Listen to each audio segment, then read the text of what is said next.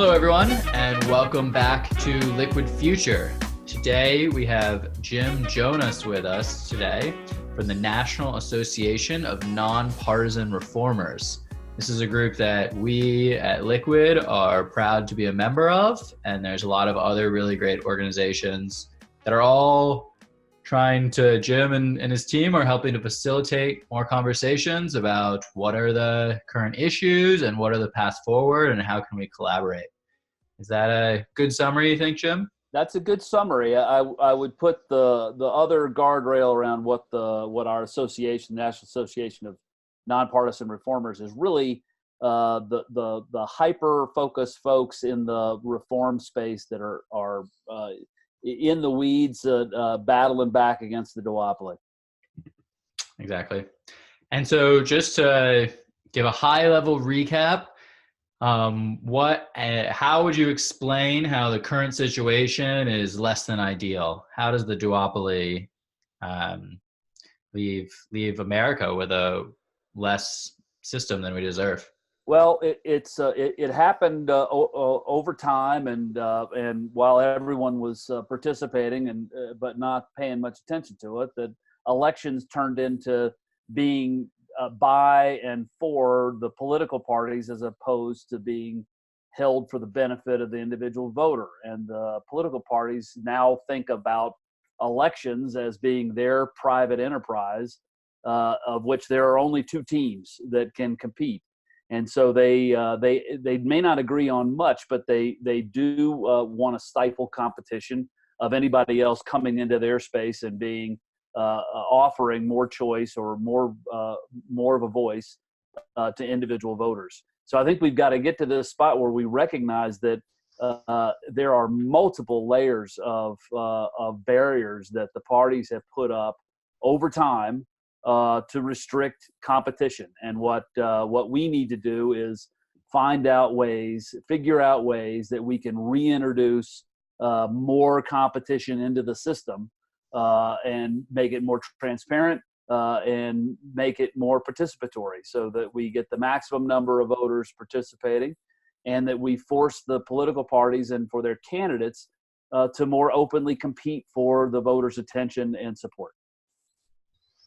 Yeah, well put.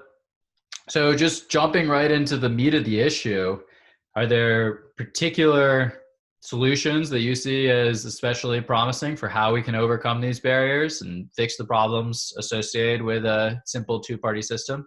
I think there are lots of ways to skin this cat. I don't think there's one, and I think it's important for us as people within this movement to recognize that there is no panacea. There is no silver bullet. There's not going to be one fix that's going to get the system reformed to where we get better representatives in office by fixing one little problem with the electoral system. They're many and varied.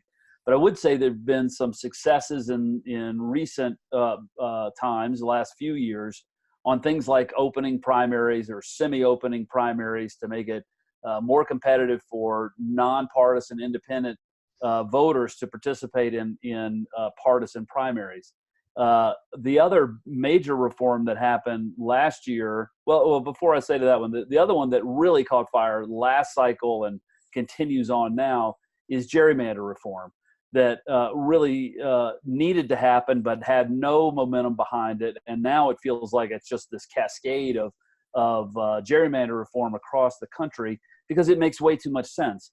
Where the political parties were in charge of drawing their own legislative lines, that's akin to the fox guarding the hen house here, that we needed to return control over drawing legislative districts to nonpartisan entities or something that is more fair to all sides, Republicans, Democrats, and independents, so that it doesn't turn into this melee every 10 years of whomever is in charge of the state legislature, whichever party's in charge of the state legislature, draws these lines that it inevitably ends up in courts and gets all tossed around and mixed up. And it's really, at the end of the day, it's for the benefit of the political parties how these lines are drawn and not ultimately for the individual voter.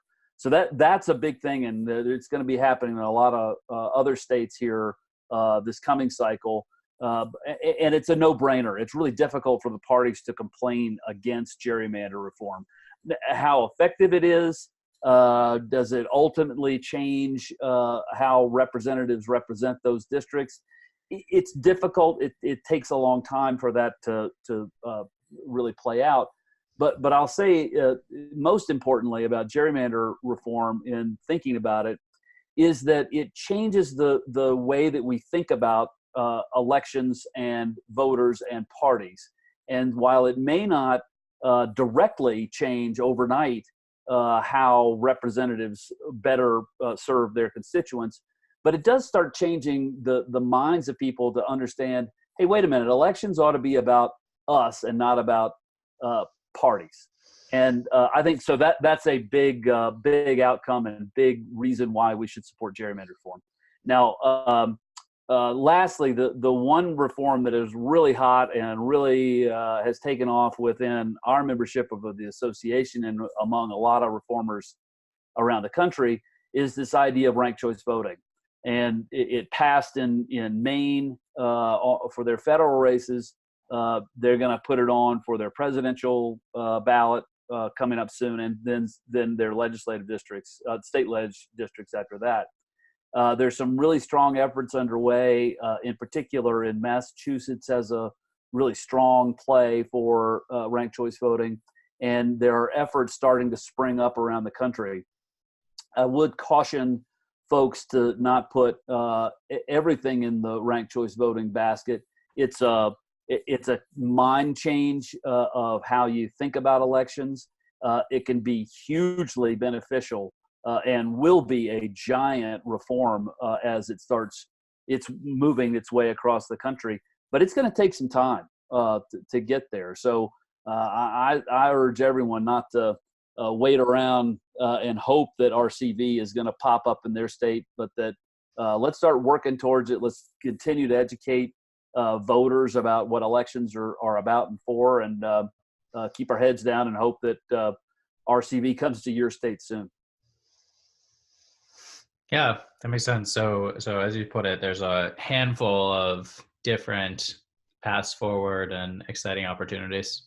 There absolutely are, and there are folks who are for ranked choice voting. There's people who would love to try other things, approval voting, star voting, which is catching on in some other places as well.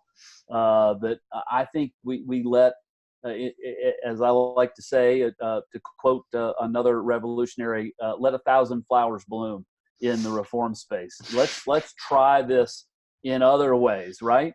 And let's see what works in one state and hope that catalyzes good things to happen in other states. And it doesn't have to be a one-size-fits-all when it comes to electoral reform. The states are the ones who drive most about elections anyway. So let's let there be 50 state laboratories and let's figure out what works and then take the best ideas and apply it to the next state.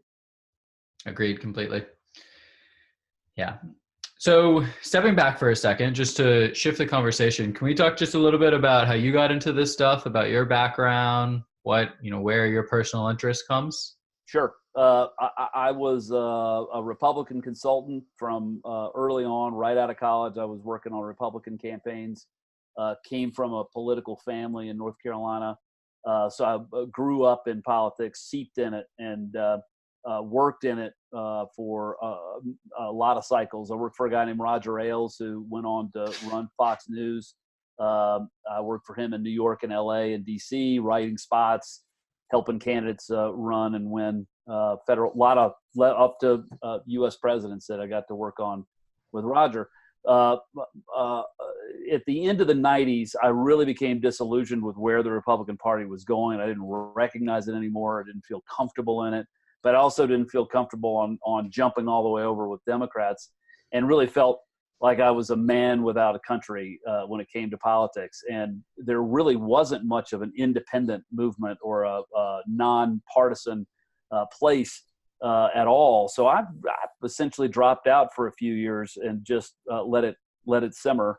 and an old mentor of mine, Doug Bailey, who was an old Republican consultant from way back, ran Jerry Ford's campaign against Jimmy Carter.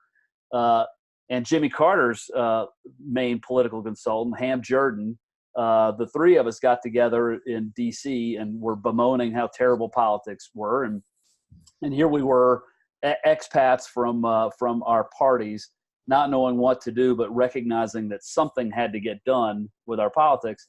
And we dreamed up the idea of this Unity.Vote, which wasn't as huge an effort as we wanted it to be, but our concept was, let's get a Republican and a Democrat, one of each, to be president, vice president, and run as a unity ticket as means of bringing the country back together, serve one term, get it stirred up in Washington, and then our politics will be better.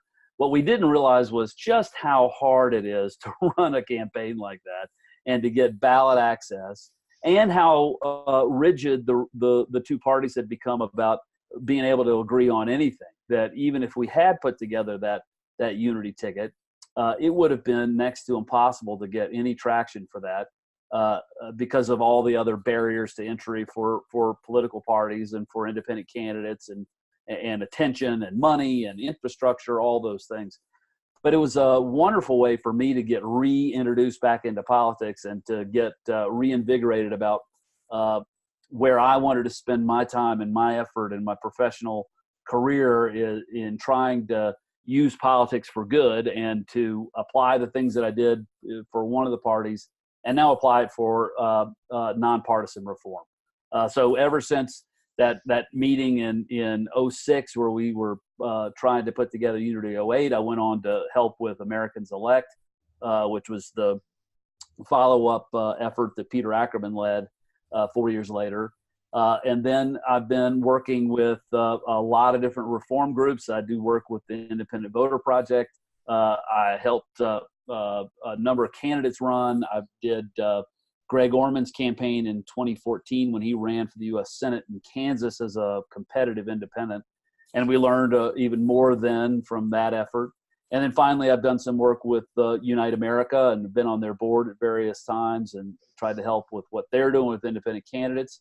And now I'm, in addition to working with the Independent Voter Project, and my other hat as chair, as the executive director of the association, I'm also working with an association member called SAM that they're looking at putting together a new political party that can challenge the monopoly of the two parties and really give more voice to more American voters.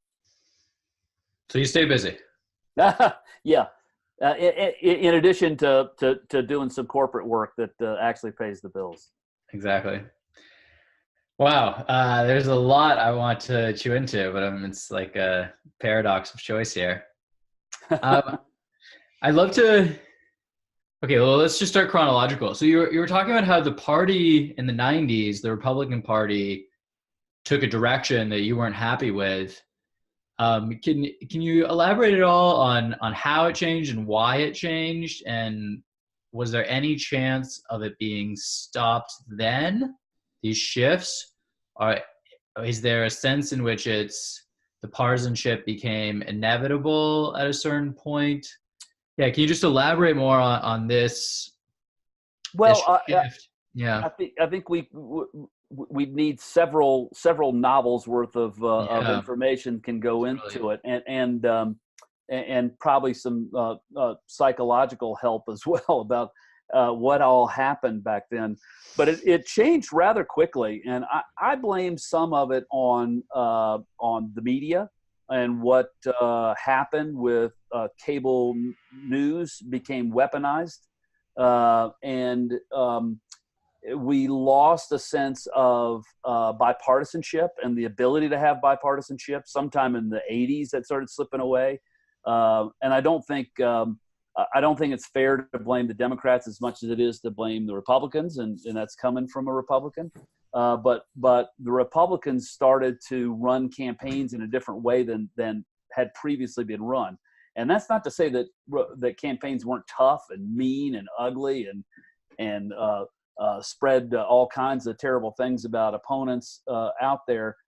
That's been a part of American politics from our beginning. So that's nothing new. But the way we did it is we stopped being able to treat people who were in the other party as opponents, and we turned them into evil opponents. And we changed the relationship with voters, that it wasn't just about voting for me, it was voting against the other guy. And I think that was a major shift. And then as the media kicked in and you had television wars of Fox versus MSNBC, and it was as if the two parties had their own media outlets.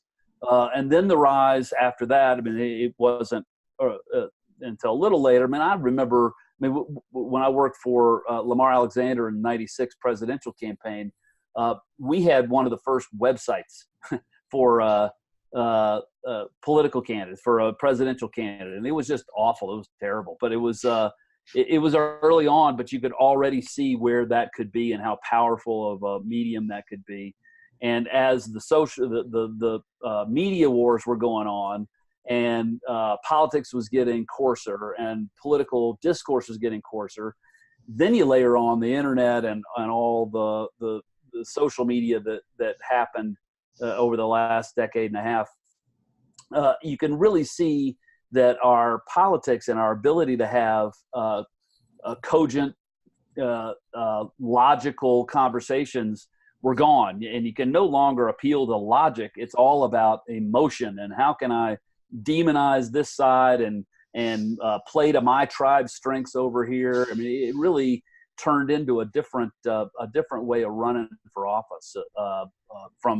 It really wasn't that long ago in the big scheme of things, but it's just getting worse every day. And the other thing I would mention is that part of this, and this goes to the gerrymander piece of it, is the way that we've drawn legislative districts and the way that the two parties have divvied up the country state by state for whose seats are whose, and they treat it that way. You know, they walk into a state and they say, oh, there's 9 congressional districts, you keep 4 and we'll keep 4, and let's make one competitive. And so you really did get to the spot where you have very few competitive districts in the country. And in those primaries, then as those offices open up, because they're owned by one party or the other party, if it were a Republican district, for example, you get a Republican battle for who's going to win that seat. If it's known as a Republican seat, and really the only people that matter in that election are Republicans, you naturally start drifting into, let's start appealing to the most base of my party. And over time, that really turns it into, man, you just got a bunch of crazies over on the right and a bunch of crazies on the left, because that's how they had to be. It wasn't somebody ordained it to be that way. It's because the system set it up that way, and the system forced them to be more hyper partisan than maybe they normally would have been. But you got to, as Bill Clinton used to say, you got to win to govern, and that's how you get into the seat. Appeal to the worst, or I shouldn't say the worst, but the hardest of your base. And over time, that really hardens up the country to where that missing middle, there's not a middle, because everybody's been drawn out to one side or the other. Yeah, that makes a lot of sense.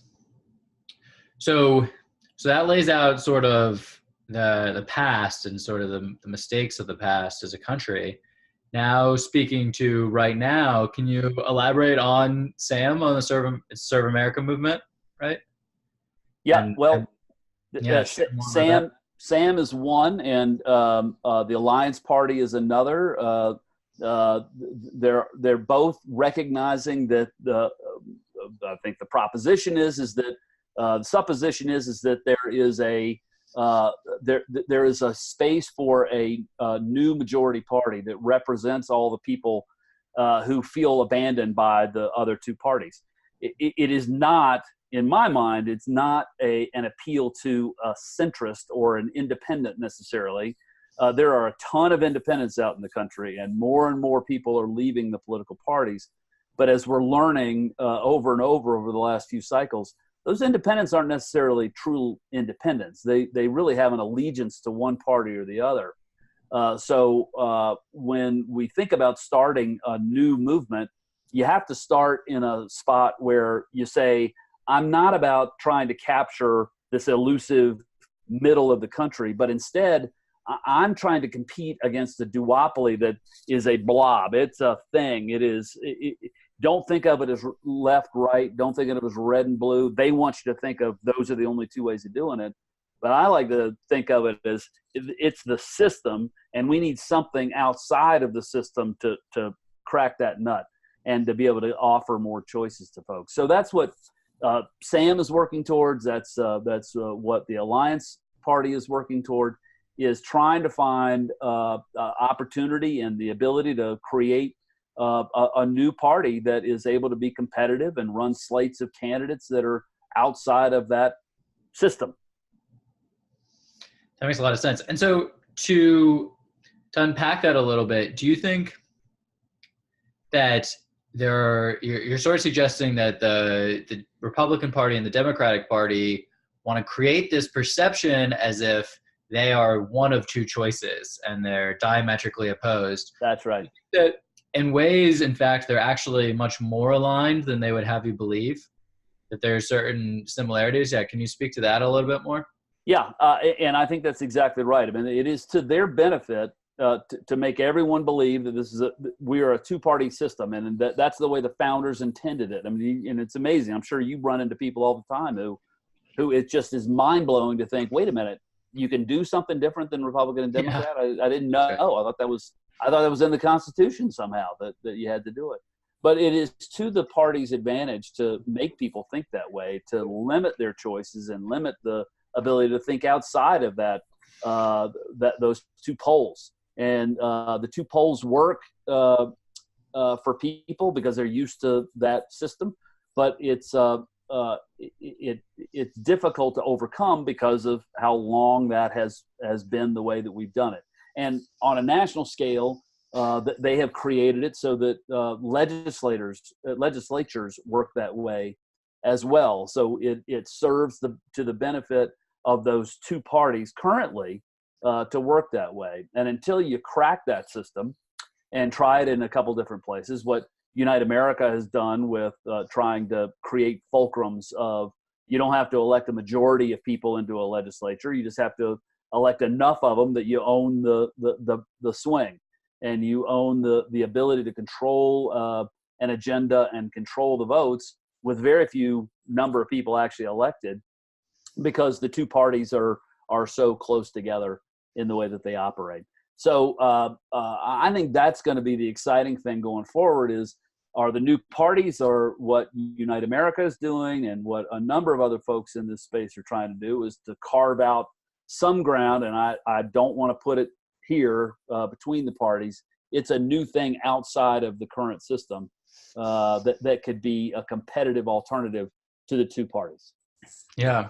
Yeah, I mean, the framing even that this alternative is centrist or the alternative is here plays into the paradigm of exactly. one party over here and one party over here, and exactly right. It's obviously that can't possibly be true when, of course, there are thousands of issues, and on any one issue, some members of the party on this day are going to align here, and you ask them 6 months later, and they might have a totally different opinion on it. And then there's 999 other issues. Exactly. And it's a bad way to structure your argument because you are playing directly into their game. And then you ask all the hard social questions. Wait a minute, where are you on death penalty, abortion, guns, you name it? And people are going to be all over the map on this thing from a liberal to conservative spectrum, but not the R and the D spectrum. There's differences of opinions all over the place, but you can't get to that spot on everything. You can't say, well, I'm a centrist. I don't really have an opinion. I'm just somewhere between the red and the blue, and all I want to do is get along. Like, no, that's not the way to do it. Some people call some of us moderates. I hate the term moderate. I'm an aggressively angry, committed somewhere outside of your spectrum. But don't define me by saying I'm between these two poles, because I'm not. Yeah. Yeah, I agree completely. Are you familiar with this term transpartisan? Yeah. Yeah, I love it, and I love what the transpartisan folks are doing, and I'm looking forward to seeing them in Nashville, because they are critical to this conversation, and are really great at being able to reframe that kind of conversation. Yeah. Yeah. So just correct me if you have a better understanding of it, but for anyone watching or listening, my understanding of the term is it's trying to offer a positive definition of what this let's say independent idea is about, whereas independent is saying, oh, I'm not this, or nonpartisan is saying I'm not this, or centrist or moderate has these problems that you're describing.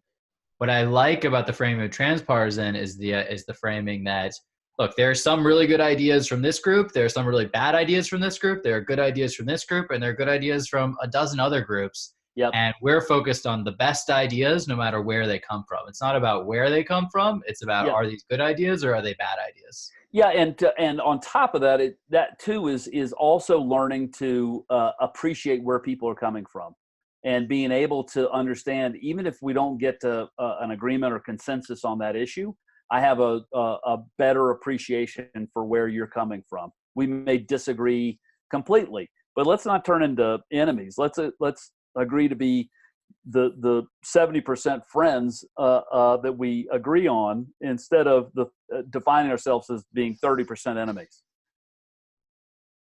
Yeah. Yeah, that's really great. So in general, I asked this question. We were interviewing Nick Troiano from Unite America recently-ish, and I was asking him, do you see the solution looking like 3 parties, 4 parties, 5 parties versus 100 parties versus 0 parties? Do you yourself, Jim, have a thoughts on that intuition? Yeah, I used to be I used to be bought into the two-party system whole hog, and did not think that the American system was ready or capable of dealing with a third party or more parties. I am more and more convinced that the only way we're going to have true representative government, effective representative government, is if we provide a third force to make the parties come to some collaborative agreements on things. Now, that may be that the third force may be the equivalent of 2 or 3 more parties than what we currently have. If you look at a lot of what Pew Research has been doing lately, and identifying where Americans are on the spectrum, there clearly are more pockets of support than merely this left-right, red-blue thing. And there's certainly more than what that small bit in the middle is. There are a lot of independents who are way out to the left of where the Democratic Party is, and there's a lot of conservatives who are way out to the right of where the Republicans are.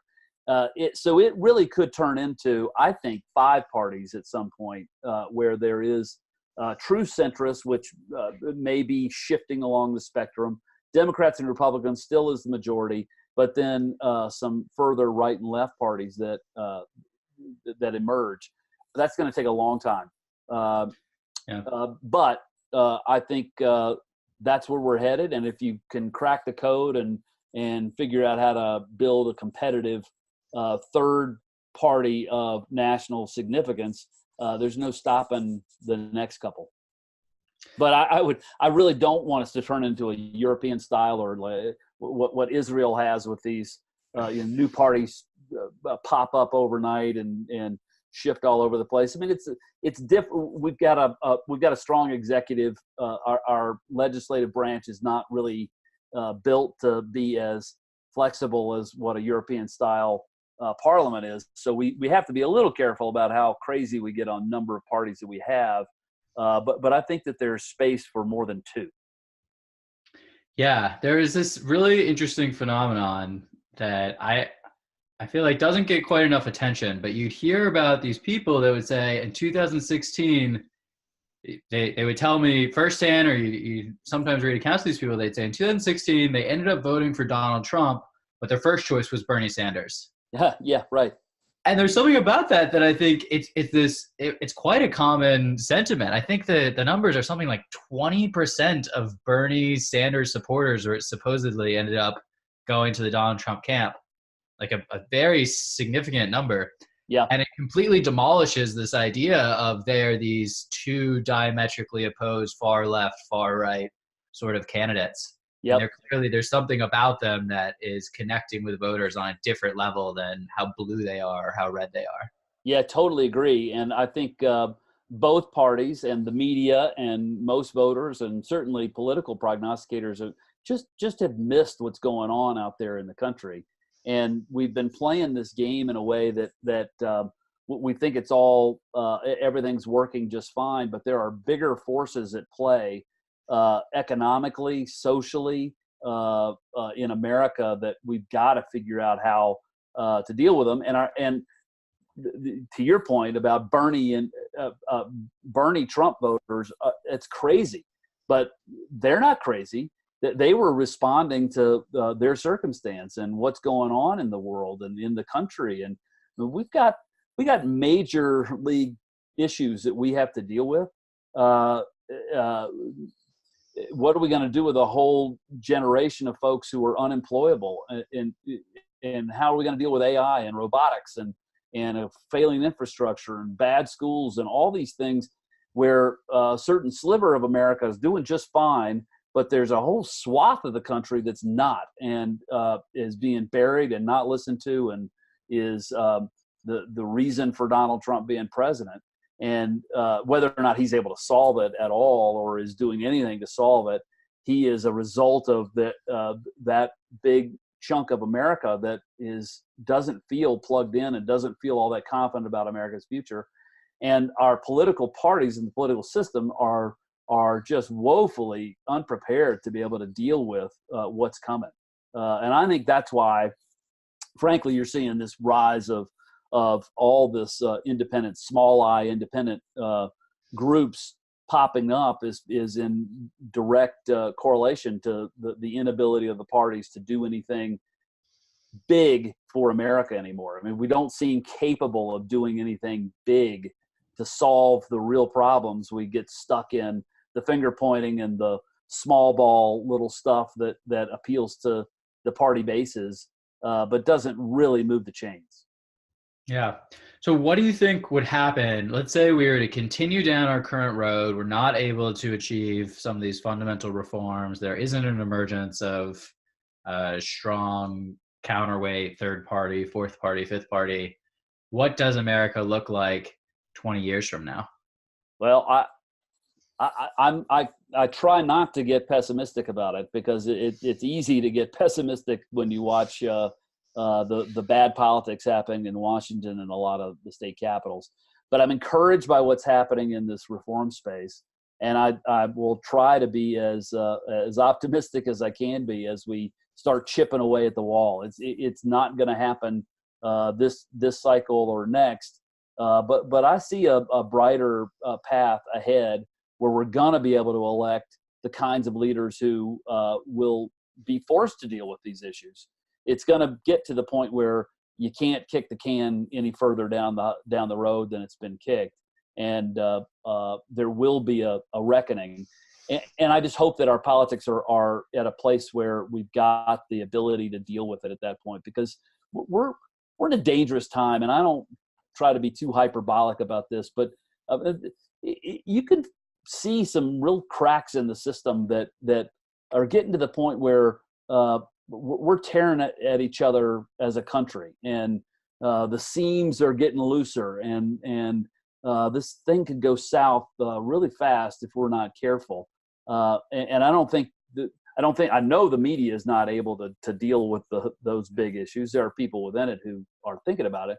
There are a lot of politicians. There's a lot of great people who are in Washington as elected officials, but they're great people stuck in a really bad system, and they can't find the coalition building capability to go do anything about it. And so a lot of the good ones are either retiring or just leaving on their own, and others are being primaried out. So dangerous time, and I'm hopeful, but we're going to have to do a lot of work between now and then. So I want to speak to you more. The National Association put out the statement, of which I was a co-signer, and a few other people were a co-signer, that took a pretty different response to the announced candidacy of Howard Schultz. And so I want to give you a little more room to expand upon that. Looking at 2020, what is your take on that? This was maybe 3 weeks ago or 4 weeks ago, so maybe it's continued to evolve since then. But do you think that there's something about this candidacy and campaign that the obvious take in the media and across the landscape is missing? I'm not sure. I'm open to having my mind changed about the viability of another candidate in this election. It doesn't feel like there's an opening right now that people are so charged one way or the other with the current White House occupant, and because of the way the system has evolved, that the spoiler effect is so strong currently. What I have recommended to folks around the Howard Schultz campaign is to not make this about a me campaign, that it's got to be about we, and it's got to be about bringing America to a place where a third party candidate can be elected. But it can't be about him, and it can't be a bio thing. It can't be an ego-driven thing. It's got to be about Americans, and it's got to be against the system. It can't be against Donald Trump and whomever the Democratic nominee is. It goes back to what we were talking about with that, that bubble. It's the system. That's the thing you're fighting against, not against this or this. And if you try to say, well, I'm going to shoot the middle and I'll be, right in between these folks, and isn't that refreshing? And people go, yawn. It's not refreshing. It's actually dangerous, because you're going to reelect one guy or elect crazy on the left. So I'm hopeful that where they're going as a campaign and what they're going to put together is really comes together as a coordinated way to bring a lot of the reform community together, to say there are these structural problems with this country and with our elections, and we've got to solve them, and here's how we can attack them together. And this isn't about softening the ground or opening a hole or cracking the door so that I can get through it. It's about America needs this, and America needs it for every office in America needs these reforms. And if they ran that kind of campaign, I can get really excited about that. And I can, I'm sure the membership of the association can get really excited about to say, hey, they're drawing attention to ranked choice voting and approval voting and open primaries and gerrymander reform and all the things that we should be working on. That would be great. But if it's just an ego thing that I would be a better candidate than these other two, I don't think there's a wide opening for that right now. Yeah, agreed. So, though I'm hopeful, I can still be hopeful. I can hope that the national attention that he could bring to these issues, if that springboards him into being in a competitive place, go, man, go. I'm ready. Well, the earliest, maybe this has more to do with just the way the media has covered it, but the headlines that I see around it have been so much more focused on, I'm this successful businessman, I created this billion-dollar company, I can make things run effectively, to your point, me, and don't attack me because I'm a billionaire. There's that whole line about what do they want to say? Financially fortunate, or like he thought the word billionaire was a slur word. There was some hot take about how he was saying stop using the word billionaire as if it's a slur word or something like that. Right. Yeah. Well, you got it. You and I are on the same page on this. Is that the bio piece was necessary, I guess, to get into the conversation to say that I've got the cred to do this, even though a lot of people are going to complain about the cred of saying, well, if you weren't a billionaire, you wouldn't be in the mix. But again, it's got to get away from me and get to we really, really fast. And haven't felt it yet. And to the extent that, exactly as you said, to the extent that he can help the conversation, help the country speak more to issues with a lesser of two evils system and what solutions look like and how we can actually move into a productive conversation instead of a who can sling the most mud sort of situation we find ourselves in, that would be very, very welcome. Yep. I'm glad that you're getting those messages over there. Yeah, and we have a really firm mandate within the association that we're not going to endorse individual candidates because that's not what we do. We're about reform across the board, and whether you belong to a party or you don't belong to a party, we think elections ought to be about voters. And if a third party candidate can help us drive that message, I'm all for it. But we're just not going to. We don't think endorsing is the right way to go. Yeah, and I hate to say it, but I remember seeing a certain head stat that something like his approval rating among the population at large was like 4%. I mean, it's just absolutely dismal. Yeah. Well, you got to get in the game to even be considered, and thus far he's not done anything to get in the game. Now I know that they need to do a reintroduction, and they're gonna be in Nashville, so it's a good spot for them to be. Yeah, good point. And try to reframe this to say, hey, wait a minute, I ought to be really good friends with all these folks who are here in Nashville. And if he can say, the reforms are for America, the reforms are not for me, and you know what, I want to run a reform-driven campaign, then I think he'll get a lot of folks who at least will listen to him and not dismiss him as merely a spoiler. That makes a lot of sense. So can we just circle back? I mean, the media keeps coming up again and again and again. The media. Yeah. And you even spoke with your firsthand experience working with Roger Ailes. Of course, for those that don't know, Roger Ailes is really the founder and lead of Fox News for all this time. So yep. You more than most people have had at least a window into some of the thinking that shaped this landscape. Yep. Do you think that the media, that there are specific reforms needed? We're talking about reforms, legal changes that we can make, like open primaries and changing gerrymandering, changing the way districts are drawn, and changing the way the ballot looks in terms of other voting systems, ranked choice, approval voting.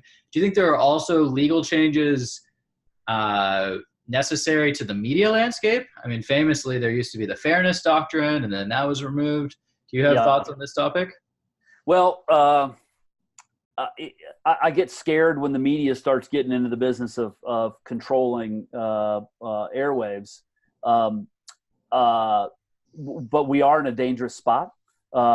As an aside, I'll tell you about my time working for Roger, which was 30 years ago. But back then, when he wasn't even, he hadn't even been named as the head of Fox News yet. Roger had a belief in tribalism in America before anybody, at least whom I knew in those days. He thought about politics and entertainment and the news the same way he approached his campaigns, which is American people are tribal. He saw that before anybody else saw it, certainly before anybody else in the cable news business saw it. And what the left never saw about Roger or understood about what Fox News was about was that Roger didn't care about attracting people from across the spectrum. He cared about owning a definable chunk of the spectrum of television watching viewers, and to own them, not to have a piece of them and a piece of this demographic or a piece of that one. It's like, no, I'm going to own this group. I'm going to be unapologetic about the way that I do this. But at the end of the day, I'm selling ads. I am the conservative stuff and the polemics and the ideology stuff. That's secondary. Number one was selling ads. And so you make it entertaining and appeal to this spectrum and keep them locked and loaded. They are in my market, and that's what I'm talking to. And he got that well before anybody else did. And it used to drive me bananas watching what MSNBC did back in the day of trying to mimic what Fox did. But they didn't do it nearly as well because they thought it was about the politics, and they didn't get the entertainment part of it. And they didn't get about the ad sales part of it. And Fox just owned that space for so long. So listen, the media landscape changes daily, and what social and digital is doing to television is just, it's gnawing away at it. And whether the kids are ever going to watch Fox News or MSNBC or CNN or anything else. I mean, my kids get their news from Instagram, and they get it from Snap, and they get it from, to a lesser extent, from Facebook. I mean, it's amazing how fickle that space is. So I hate for the government to get in the business of controlling what kind of news is produced. I certainly would never want some kind of censorship applied to it. But I think we need to absolutely find other avenues and ways for those of us who are not ideologically driven to have the same ability to speak to people and to reason with people and to spread news about things that are outside of the two-party system in a way that we currently don't have. And so I would love if there's a way that as we continue to grow and mature as a small I independent movement and nonpartisan movement of folks, that our news sources will get better as well, or our ability to share news and to interact with others who are in the space. And it's cool of what you're doing. It's cool of what Independent Voter News is doing, and Firewall, and a bunch of these folks who are coming into this space. So let's keep doing more of it. Yeah, absolutely. And we're still trying to figure it out. I mean, we're still very early on, trying to see what works well, but more than anything else, we just want to be having conversations with people with perspectives that deserve to get out there more, and, create that opportunity. Because speaking personally and speaking from people that I know, they say there's just not enough good content really asking these hard questions about what are the problems and what are the specific things that we can do about moving into a better place. Completely agree. So just we're running a little short on time. We should be mindful about that. I wanted to ask you, speaking to your point about coalition building, can you speak at all to what the process has been like about starting the association and Sure. Getting this group up together? I mean, we have a firsthand experience all getting together about 4 months ago now. Yeah. At the summit, and hopefully many of us will all be at the Unrig conference together. But yeah, I'd love to hear more firsthand. Yeah, so we following the 2014 campaign, I ran Greg Orman's campaign in Kansas, and huge learning lesson coming out of that was just the unbelievable advantages that the two parties have over people who are outside of those two parties in electing candidates and running competitive campaigns. And several of us got together and started comparing notes about just how far behind we were, and got together at a friend's house in Pebble Beach, and really talked about, well, what would it look like if we started to pull together some of the common-minded folks out there about what is lacking and where can we fill in the gaps and come together. And from that was in December of 2014, I think, or maybe January of 2014. It took us a couple of years and a couple of fits and starts. We did some convenings around the country. Did one in Denver, one in Kansas City, and another one in California. And then finally got enough folks to say, yeah, I'll put in the first bucks I'll be a first mover on this thing. And I think we had 8 people who committed a little bit of money to be able to draw up the legal papers and make this thing real. And from those 8 people that we had on that first meeting in 2014 or 15, when we launched in December of 2017, we had the first 8 or 9 folks paid, and then we quickly added on several other folks who were as member levels, and we went out and actively recruited a bunch more, and now we're up to 40 plus paid members. Some are individuals, some are funders, some are people who are just interested in the space, but it's mostly people who are on the ground practitioners who are in the communications biz, in the media biz. They're the campaigners. They're the folks who are running these campaigns and initiatives and ballot measures across the country. And we're trying to help make it safe for everybody who's in this reform world to have a home. And it's a round table, as I like to think of it, is that we're not going to promote any one issue that our members want to do. We're not going to promote any one media that's popping out of this. We're going to support everybody. And the association is very actively focused on not being a consumer brand of our own. We want to be a consumer brand in the sense of let's go to all the folks who are the practitioners. But I don't care if a regular voter ever hears of our association. I want to put our membership and the good stuff that they're doing front and center out there.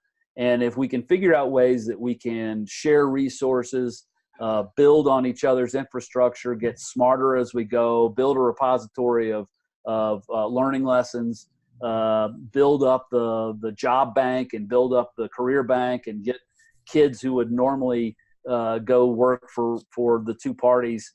Let's place them on campaigns that are for candidates outside of the system. So I think there's a lot of things that the association can do and do a whole lot better as we add more folks and raise a little bit more money. Makes perfect sense. And so, just as a last question, how can people get involved? Where do you think people should go? If people want to help, what is the most impactful thing that we could be doing? Well, if you're in the space and you're actively in the nonpartisan reform world, I'd encourage you to join us, become a member, get active, come to our convenings, take part in the different meetings that happen during the year.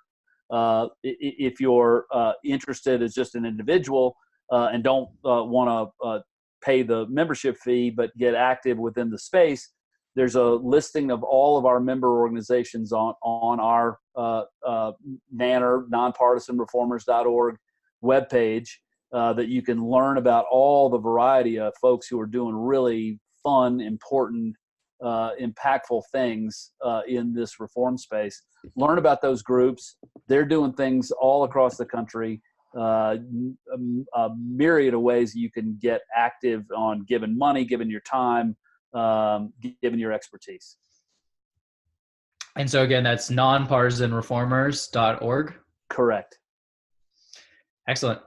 And any other thing people should know, places people should follow you, social media, anything like that you want to shout out?